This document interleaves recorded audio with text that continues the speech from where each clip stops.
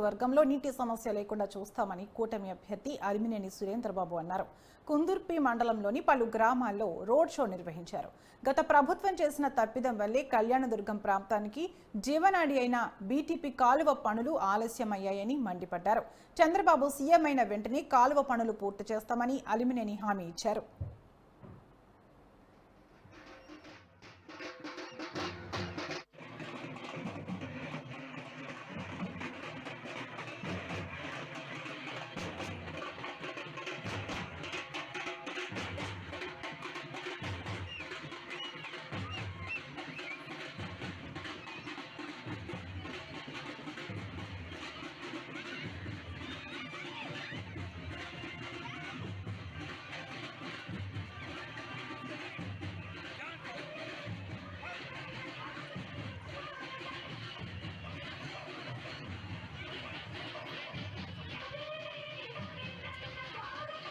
నాలుగు గ్రామాలు పర్యటించడం జరిగింది. ఇప్పుడే మలైనూరు గ్రామం కూడా పూర్తి చేసుకున్నాం.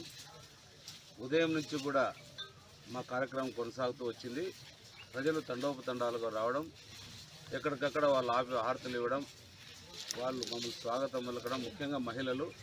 నేను ఎప్పుడు కూడా ఈ రకంగా మహిళలు బయటకు వచ్చి ఇట్లా వాళ్ళ హారతలు ఇచ్చేది ఎప్పుడు కూడా చూడలేదు. వాళ్ళకి ఒకటే, దీనికి ఎప్పుడైతే మహిళలు బయటకు వచ్చి హారతలు ఇస్తున్నారంటే దానికి ఒకటే అర్థం, ఎన్ని కాలనీ, ఎస్సీ కాలనీ కావచ్చు, బీసీ కాలనీ కావచ్చు, ఓసీలు కావచ్చు, ఎవరైనా కావచ్చు, అన్ని కులాలకు అతీతంగా వచ్చి వాళ్ళు స్వాగతం పలుకుతున్నారు.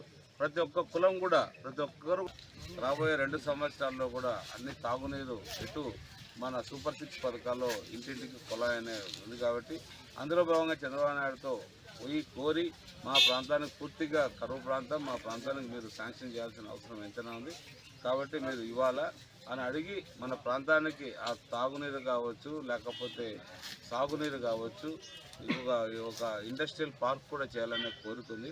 ఎందుకంటే ఇండస్ట్రియల్ పార్క్ ఎప్పుడైతే చేయగలుగుతామో చాలామంది యువతలకు ఉద్యోగాలు లేకోకుండా చాలామంది ఖాళీగా ఉన్నారు. వాళ్ళందరూ కూడా